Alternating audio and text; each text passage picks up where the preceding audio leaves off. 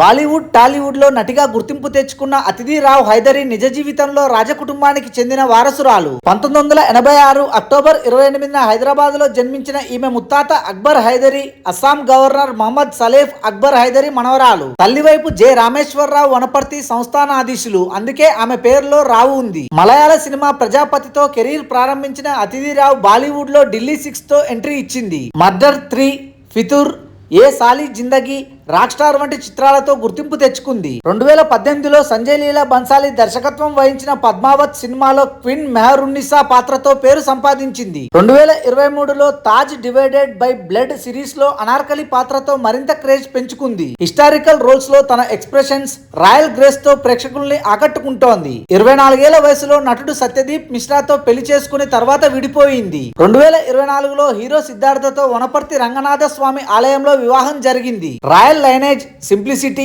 అద్భుతమైన acting skills తో అతిథి రావ్ హైదరీ సినీ ఇండస్ట్రీలో ప్రత్యేక స్థానాన్ని పొందింది. Thanks for watching this video. For more interesting videos please do subscribe.